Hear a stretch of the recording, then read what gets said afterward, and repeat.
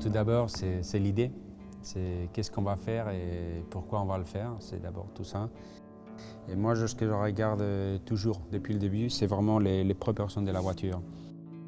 On commence par l'avant, on passe sur les côtés, on revient sur l'avant. On la corrige un petit peu dans notre tête en même temps qu'on la dessine. C'est tout simple, hein. La voiture elle doit être dessinée vraiment avec 3 lignes, c'est tout ça, tout simple. Alors une fois que le dessin est terminé, comme ça, que se passe-t-il?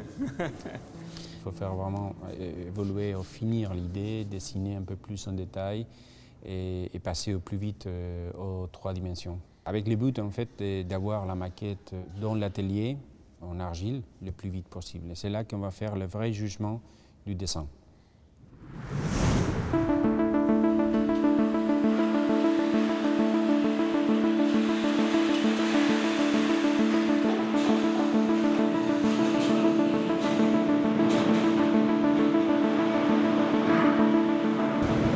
Alors nous sommes partis tout à l'heure d'une feuille de papier et pour donner forme à la voiture, une fois qu'elle est dessinée, eh bien on passe à une autre feuille, mais cette fois c'est une feuille de métal.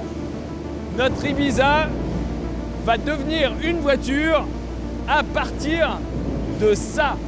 Et pour lui donner une forme, ces énormes presses derrière vont appliquer une pression de 80 tonnes.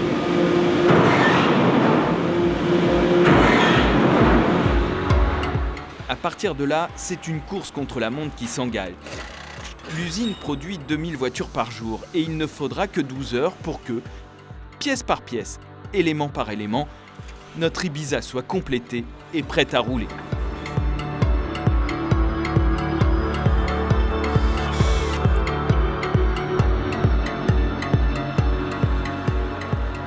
Voilà, c'est la fin de la ligne d'assemblage. C'est la dernière étape. Ici, on check que tout est bien en place. C'est le dernier contrôle de sécurité. Mais il ne reste plus qu'un petit détail. Bon les gars, hein, emballez-moi ça, c'est pour emporter.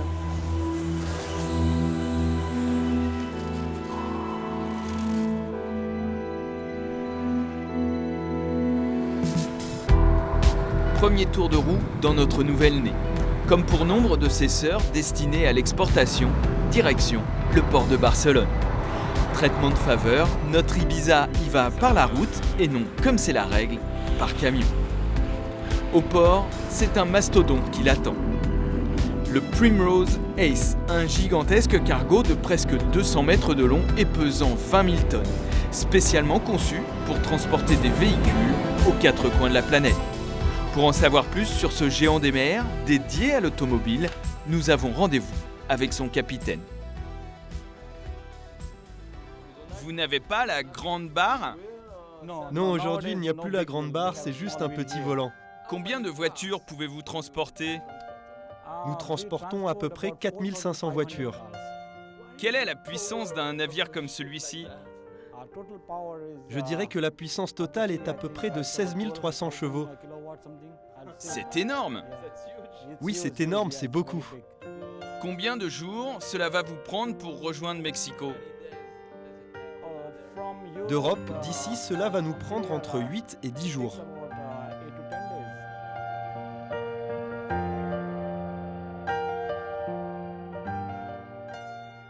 Bon bah voilà, tu es bien protégé, bien sanglé. Tu es prête pour un long voyage sur les mers. J'espère que tu n'auras pas le mal de mer d'ailleurs. On te retrouve au Mexique. Le Primrose Ace quitte le port. Bye bye Barcelone. Bienvenue Veracruz.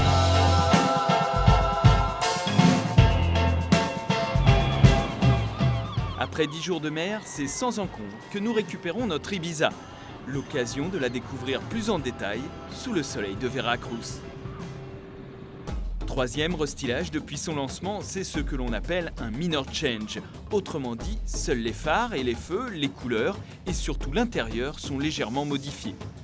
Si son design manque toujours de sex appeal, il a le mérite d'être consensuel et surtout reflète autant à l'intérieur qu'à l'extérieur la qualité de fabrication du groupe Volkswagen à qui appartient Seat. Alors profitons de devoir la conduire jusqu'à sa destination finale, Mexico, pour découvrir le pays à son bord et en faire l'essai. Un essai en couleur et en musique.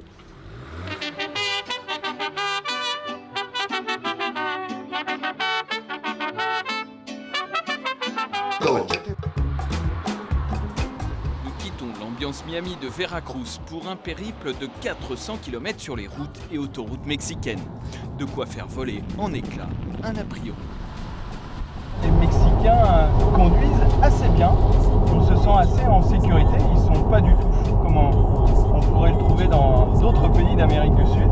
Ici, en revanche, les routes sont défoncées, elles sont en très mauvais état, il y a des travaux partout.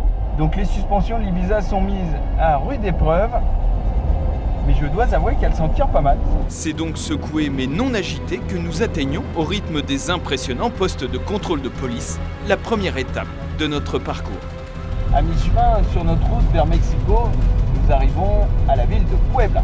Une ville importante pour Seat, puisque c'est ici qu'est installé son quartier général pour le Mexique. Mais plus généralement pour le groupe Volkswagen, puisqu'ils ont ici une immense usine qui produit non seulement pour le pays, mais aussi pour les États-Unis. Petit passage obligé par le centre historique de Puebla, absolument magnifique, surtout lors de notre visite à quelques jours de la célèbre fête des morts. Compact et maniable, notre Ibiza en profite pour nous démontrer ses aptitudes de citadine. Une Ibiza qui ne surprend personne ici, car c'est étonnant, mais le Mexique est l'un des plus gros marchés pour Seat et l'Ibiza, une véritable star. Comme nous l'explique Edgar Estrada, le directeur de Seat au Mexique. Seat Mexico est une entreprise à succès. Nous sommes dans le top 10 des constructeurs automobiles au Mexique. Nous sommes le seul constructeur de ce classement avec 100% des voitures importées. Les 9 autres produisent leurs propres voitures sur place. Ici, la marque s'est positionnée depuis le début avec un état d'esprit très spécial, avec un caractère très spécial, un esprit jeune, dynamique, fashion. C'est ce côté branché et fashion qui a séduit Hector, un jeune Mexicain propriétaire d'une Ibiza très flashy. Ce que j'aime beaucoup sur ma Seat, c'est sa couleur. C'est une couleur géniale. Géniale. Seat a les couleurs les plus originales. Et ce que j'aime également, c'est la partie avant de la voiture. C'est une partie qui lui donne une grande personnalité.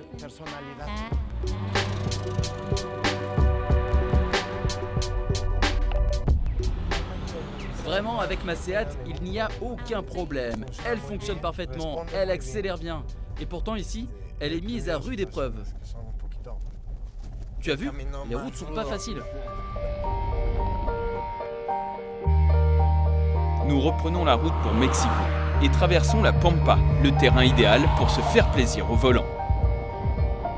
Alors côté conduite, évidemment, c'est l'épreuve du feu, les petites routes mexicaines pour cette Ibiza.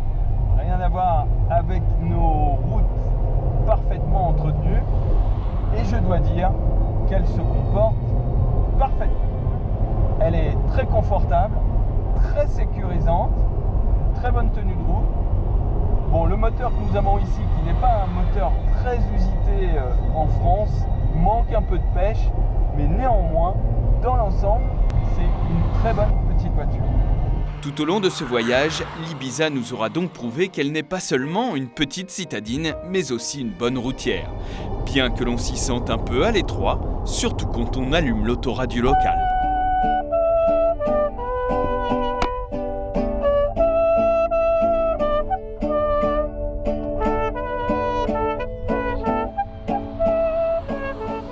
Notre voyage touche à sa fin, nous atteignons Mexico, l'une des 4 plus grosses mégalopoles de la planète, avec près de 19 millions d'habitants.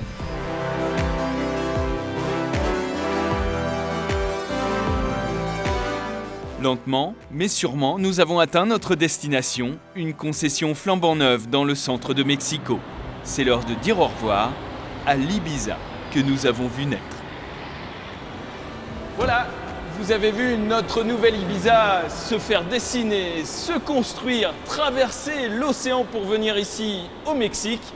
Et maintenant que nous l'avons essayé, il ne lui reste plus qu'à trouver son futur propriétaire.